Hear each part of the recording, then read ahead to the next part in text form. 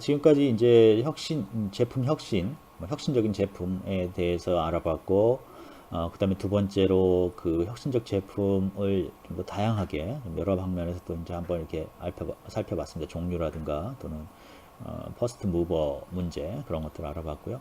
이제는 실제 여러분들이 이제 기업 같은 데 가서 제품 혁신을 위해 쓸 수 있는 도구를 한 가지 소개하겠습니다.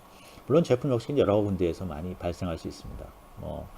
상세 설계 우리가 배운 그다음에 생산 준비 같은 데서도 생산 방법을 혁신한다든가 하는 방법을 사용할 수 있는데 기본적으로 가장 많이 발생할 수 있고 좀 어려운 부분이 상품 기획 또는 우리는 제품 기획이라고 그랬죠. 그래서 상품 기획에서 이런 어떤 상품 기획의 방법론이 잘 정의되어 있지 않기 때문에 어떻게 하면 효과적으로 혁신적인 제품을 만들어낼 수 있느냐 그런 것들이 굉장히 중요시 됩니다. 그래서 상품 기획에서 어떤 혁신적인 개념들이 나와야지 그것들이 쭉 이제 연결이 돼서 나중에 제품 혁신이 이루어질 수 있다 이렇게 볼 수 있는데요. 이러한 그 혁신적 제품 개발을 위한 방법 중에 우리가 공학적인 즉 합리적이고 어떤 체계적인 방법이 있어서 그걸 하나 소개를 합니다.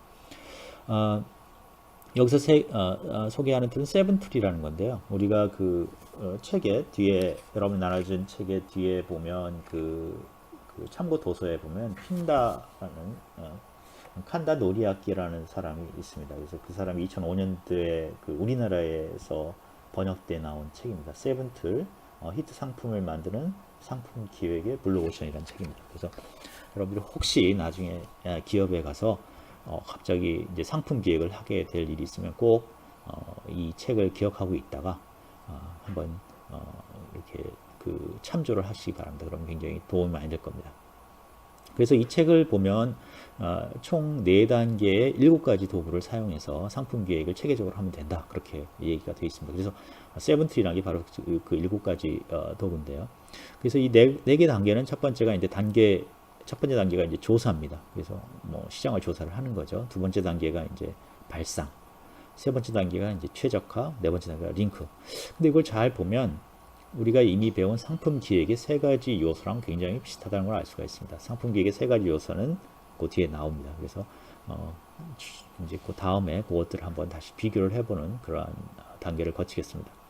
그래서 첫 번째 이제 조사는 고객의 요구를 조사를 하겠죠. 그래서 첫 번째 우리가 많이 하는 고객 인터뷰라든가 설문조사 이런 2가지 방법이 있고요. 그 다음에 이제 우리가 얘기 안 했던 것 중에 하나가 시장이 제품의 위치를 결정하고 틈새 시장을 포착하는 포지셔닝 분석이라는 겁니다. 그래서 이거는 뭐냐면 시장에 가보면 여러 가지 제품들이 있죠. 그래서 어떤 제품은 싸고 싼 제품이 있고요. 어떤 제품은 비싸고 품질이 좋은 제품이 있고요.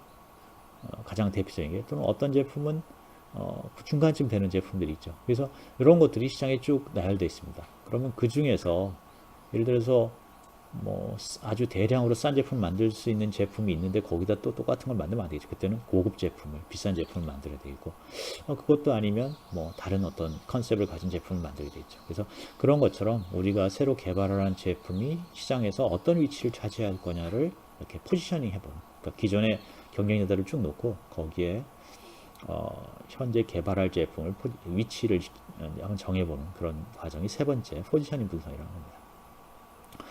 두 번째 이제 발상인데요. 발상이라는 것은 그렇다면 포지셔닝도 결정되고 요구도 결정됐으면 우리가 어떻게 그걸 만족시킬 거냐 그런 아이디어를 내는 거죠. 그래서 아이디어 발상법이 있고요. 아이디어 선택법. 그래서 아이디어 발생법은 아이디어를 여러 개 만들어내는 거고 그 중에서 가장 적절한 걸 선택하는 게 아이디어 선택법이죠.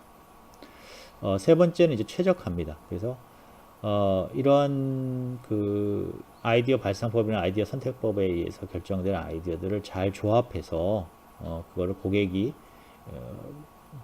그 중에서 가장 좋은 걸 선택하도록 그러니까 하나만 만드는 게 아니라 여러 대안을 만들고 그 중에서 고객이 가장 좋아하는 조합을 찾을 수 있도록 하는 컨저인트 분석이라는 걸 합니다. 첫 번째.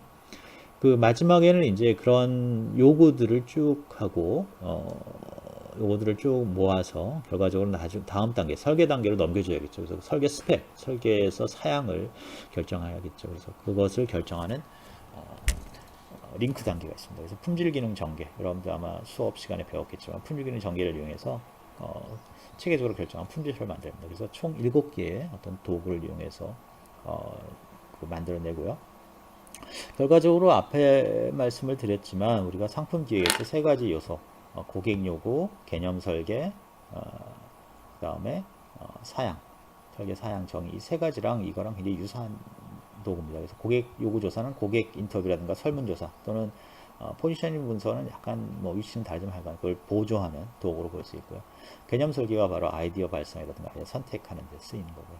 사양적인 우리도 역시 말한 품질표, 그러니까 품질 기능 전기를 이용해서 사양을 결정하는 그런 것들이 있습니다. 그래서 킨달 노리아키의 그 세븐트도 결과적으로 우리가 상품 기획에서 말한 세 가지 요소들을 만족시키는 것이다. 그렇게 볼 수가 있습니다. 그래서 우리가 이걸 뭐 앞에 인터뷰라든가 설문조사라든가 그런 것들을 다 알아보기 곤란하니까 우리가 그 중에서 우리가 아이디어 발상법하고 아이디어 선택법에 관해서만 조금 자세하게 알아보도록 하겠습니다.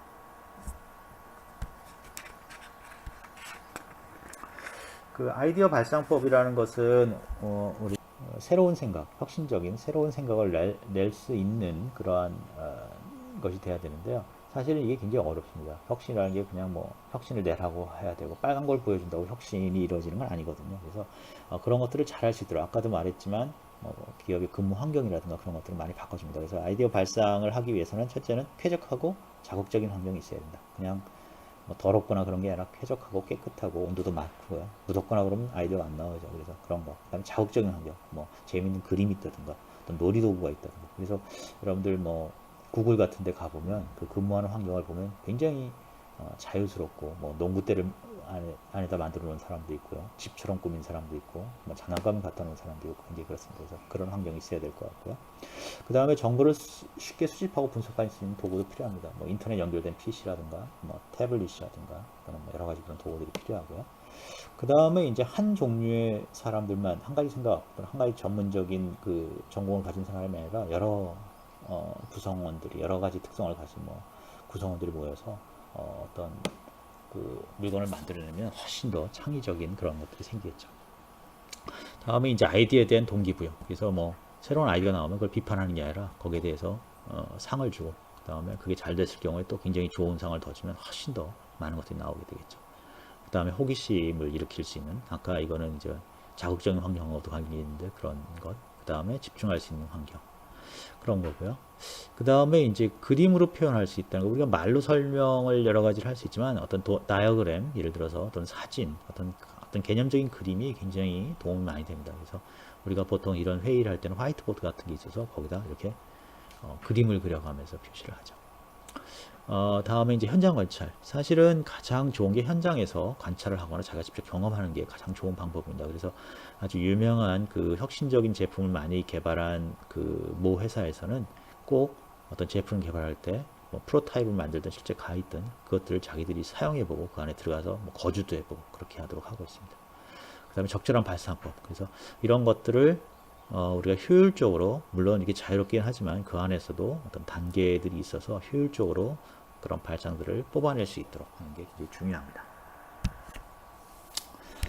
그래서 여기서 이제 뭐 몇 가지 발상법을 얘기를 했는데요. 첫 번째가 이제 유추 발상법입니다. 유추 발상법이라는 것은 상식에서 시작해서 이거를 부정함으로써 우리가 재밌는 아이디어를 낼 수 있다. 그래서 우리 그 53페이지에 보면 술집 얘기가 나옵니다. 그래서 술집에는 술이 있어야겠죠. 근데 술이 없다. 그럼 어떻게 해야 되느냐? 밖에서 산수를 가지고 들어와서 술을 먹을 수 있도록 한다. 뭐 그런 것들. 그래서 그렇게 되면 이제 새로운 형태의 술을 밖에서 가지고 들어와서 먹는 그런 술집의 개념이 탄생하는 거죠. 그래서 그런 것들을 우리가 유추 발상법이다. 그 다음에 초점 발상법은 특정 사물에 초점을 두고 그 요소를 열거하면서 서로 연결시키는 거죠. 그래서 거기에 보면 아이스크림과 여성용 카메라의 아이디어죠. 그래서 아이스크림이라는 거 여성용 카메라가 사실은 뭐 관계가 거의 없다고 볼 수 있죠. 하지만 그 두 개를 잘 이렇게 연결하다 보면 서로 연결해서 하다 보면 굉장히 재미있는 아이디어들이 많이 나올 수 있다 이거죠.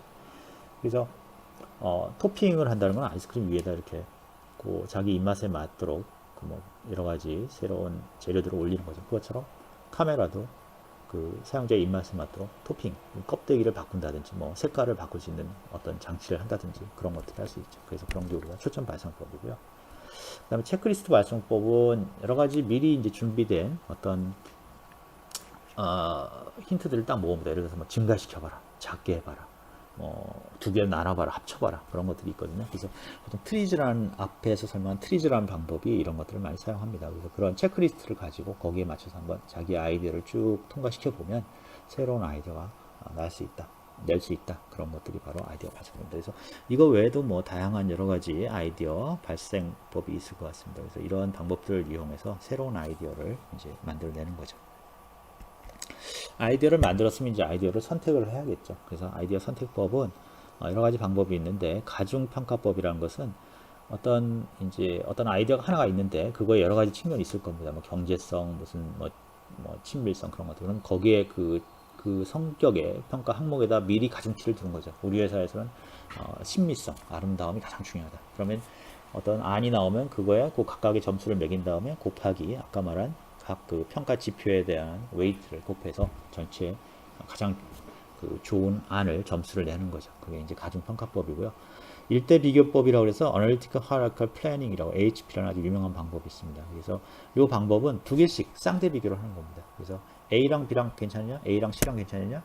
뭐 B랑 C랑 괜찮냐? 이렇게 계속 비교를 하는 거죠. 그래서 그 비교 정도를 가지고 우리가 수학적으로 어떤 그 수치적인 선호도를 만들어낼 수 있습니다. 그리고 이 방법은 또 한 가지는 뭐 예를 들어서 A가 B보다 좋다. 그래 놓고 B가 C보다 좋은데 A가 B보다 좋고 B가 C보다 좋은데 다시 C가 A보다 좋다. 이렇게 말하면 이건 모순이죠. 그래서 그런 것도 계산을 낼 수가 있습니다. 문제가 되는 것들을. 그래서 이런 여러 가지 그 정성적인 거를